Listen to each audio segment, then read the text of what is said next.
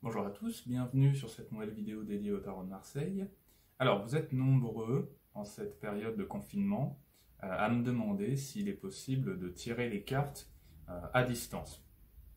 Et là, je suis content puisque du coup, je vois que beaucoup sont un peu en manque de cobayes en direct, et que du coup, vous cherchez un petit peu des moyens de continuer de pratiquer le tarot, donc à distance.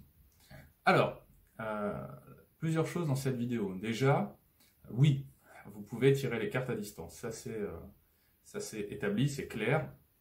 Moi, je le fais dans mon activité, donc je travaille beaucoup à distance, par téléphone, par mail, par Skype, en chat aussi. Donc voilà, et c'est très pratiqué, on va dire, dans les arts divinatoires, ou même si vous êtes plutôt dans une démarche de tarot psychologique ou thérapeutique, ça marche aussi. Donc oui, vous pouvez tout à fait tirer les cartes à distance. Ensuite, il y a un peu comment faire. Et là, je reçois beaucoup de questions. Est-ce que c'est l'autre qui doit tirer les cartes, donc la personne qui me consulte, ou est-ce que c'est moi qui le fais? Alors là, il y a deux écoles. Moi, c'est dans ma pratique à moi, dans mon métier, c'est moi qui fais tout. C'est-à-dire que c'est quand j'ai quelqu'un, par exemple par téléphone, je vais tirer les cartes moi-même. Certains laissent leur consultant ou leur consultante le faire de chez eux. J'ai fait ça pendant un temps et je me rends compte que ça peut être assez compliqué, pas dans l'interprétation, mais du coup, vous devez expliquer à l'autre, en fait, à votre consultant, la méthode que vous utilisez ou que vous aimeriez utiliser, lui dire, bon, bah, mets la carte à tel endroit, etc. Donc c'est un petit peu compliqué d'un point de vue technique, quoi. Après, si vous utilisez une seule pratique, une seule méthode, on va dire ça comme ça, vous pouvez très bien laisser l'autre le faire. Mais moi, j'ai préféré, euh, après une certaine expérience, en laissant la personne faire, j'ai préféré tout reprendre en main et expliquer à mon consultant ou à ma consultante les cartes qui sortaient, la manière que j'avais de faire, la méthode que j'utilisais, si c'était plutôt du court terme ou du long terme. Voilà, j'explique en fait.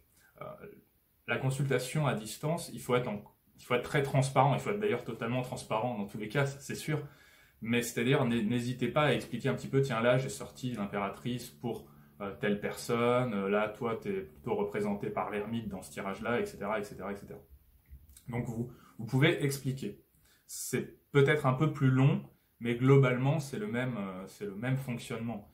Moi, au bout d'un moment, après des années de pratique, je fais plus trop de distinction entre, enfin, il y a quand même une vraie différence entre la consultation en live quand vous êtes en face de quelqu'un et à distance. Mais globalement, dans la pratique, dans le tirage, dans l'analyse, dans l'interprétation, ça change rien. Donc je fais plus trop cette distinction-là. Après, le contact réel avec quelqu'un, surtout quand c'est votre tarologue, votre voyant, votre astrologue ou tout ce que vous voulez, ça reste quand même primordial. Mais voilà, c'est possible de le faire. Donc voilà, moi c'est quelque chose que je vous encourage à faire, surtout là dans cette période où vous ne pouvez pas vous déplacer et vous ne pouvez pas recevoir de monde, donc forcément c'est un peu difficile, vous en avez peut-être marre de tirer les cartes à votre conjoint, votre conjointe ou vos enfants. Donc au bout d'un moment, voilà, si vous connaissez des gens qui peuvent vous appeler, vous faire, ou même vous demandent ça, hein, de faire un petit tirage pour eux par téléphone par exemple, c'est un super bon exercice. Voilà, c'est une bonne occasion de s'entraîner et de maintenir un peu cette activité tarologique, quoi, de pas couper votre apprentissage pour les X semaines de confinement, quoi. Il y a aussi, alors petite anecdote personnelle que je vous recommande pas, mais je vous en parle parce que ça c'est un peu lié à ça. Il y a plusieurs années, hein, ça fait quand même quelques années, moi je m'amusais quand on m'appelait à tirer une carte, ou plusieurs, mais c'était souvent une seule carte, pour voir un peu l'état d'esprit de la personne qui m'appelait, quoi, un petit peu son humeur, voilà, c'était ce qu'elle voulait pas forcément montrer, etc. Bon, c'est un peu limite hein, comme pratique, hein, c'est pour ça que je recommande pas et je le fais plus du tout maintenant. Mais voilà, j'aimais bien faire ça en fait. Donc par exemple, j'avais un ami qui était un petit peu déprimé, un petit peu, et je tirais une carte et j'avais l'ermite par exemple, vous voyez. Donc c'est où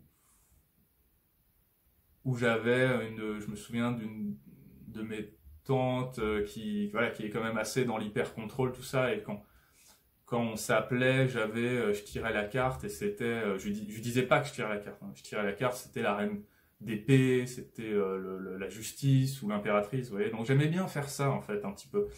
Voilà, quelqu'un m'appelait, je décrochais, tac, pouf, je tirais ma carte. Enfin, c'était, voilà. Donc j'ai arrêté de le faire parce que l'autre ne savait pas que je le faisais, donc c'est pas très cool. Mais voilà, c'est un petit exercice, hein. Enfin, c'est ce genre de petits trucs en fait, qui vous permettent de pratiquer les cartes où que vous soyez et où que soit l'autre, en fait. Et, euh, et dans la pratique euh, du tarot, mais aussi de plein d'autres arts, on va dire divinatoires, les consultations à distance, ça marche. Donc vous pouvez y aller, quoi. N'hésitez pas à le faire, de toute manière, à faire des tests comme ça. Il faut vraiment tester, tester, tester. Faites ça.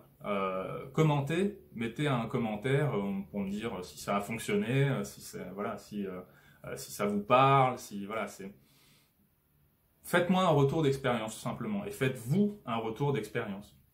Donc voilà, continuez de pratiquer malgré le confinement. Ah oui, encore une chose, un petit exercice. Voilà, je vous donne un petit exercice à travailler. C'est ce que j'appelle moi un tirage à retardement. Alors pourquoi je vous en parle dans cette vidéo du tarot à distance? Parce que quelque part c'est un peu lié. Moi c'est un exercice que je donnais à certains de mes élèves qui étaient justement loin, qui n'étaient pas à Paris, et avec qui je faisais des cours par Skype par exemple. Et en fait, c'est un petit exercice très simple. En fait, vous faites un tirage simple hein, de préférence, c'est-à-dire en 3, 4, 5 cartes max, quoi, rester light. Et vous n'allez pas l'interpréter tout de suite. Vous allez prendre 1 heure, vous faites votre vie, 2 heures, pas trop non plus, mais voilà, 1 heure, 2 heures, 3 heures, une matinée ou une après-midi, vous revenez le soir. Et là, vous allez l'interpréter à ce moment-là, en fait. Entre le tirage et l'interprétation, vous laissez passer quelques heures. Donc vous pouvez prendre une photo de votre tirage, par exemple, si vous avez peur d'oublier. Vous la gardez et vous interprétez. Mais vous interprétez pas en live comme ça, vous interprétez par écrit. Vous allez prendre votre Word, là, votre logiciel de traitement de texte, et vous allez taper votre interprétation. Alors moi, ce que j'aime bien dans cet exercice-là, c'est que justement, ça vous permet d'aller au cœur des choses, quoi, d'être vraiment dans le concret et d'éliminer le superflu. Souvent, c'est un exercice pour les débutants, hein, c'est vraiment pour ceux qui ne maîtrisent pas encore les arcanes, etc. Ça peut marcher quel que soit votre niveau, mais moi je donnais ça plutôt à des débutants.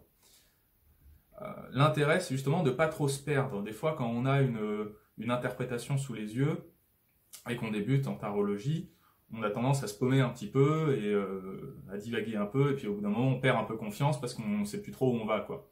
Et là, le fait de faire cette interprétation à retardement, ça laisse un petit peu le message infuser déjà pendant un temps, même si vous en rendez pas compte, et après vous allez taper quelque chose de beaucoup plus clair, beaucoup plus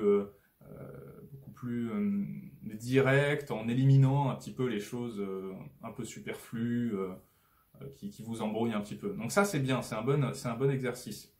Vous pouvez pratiquer aussi comme quand on écrit un livre en fait. J'en parle là parce que justement je suis en train d'écrire l'e-book, alors j'ai un petit peu cette histoire de bouquin là dans la tête.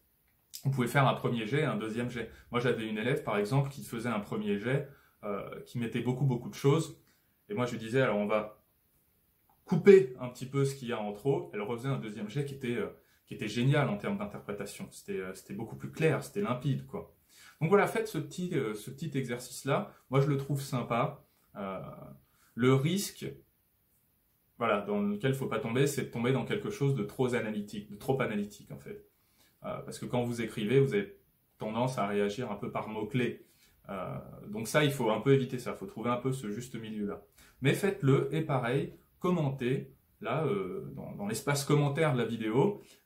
Dites-moi ce que vous en avez pensé, si vous faites déjà ça, si ça marche pour vous, voilà. Bon, pour moi, c'est tout pour cette semaine. J'espère que vous portez tous bien, comme toujours. Merci à tous de vous abonner à la chaîne. Vous serez notifiés des toutes prochaines vidéos à venir. Moi, je vous dis un grand merci. Prenez soin de vous et à bientôt autour du tarot.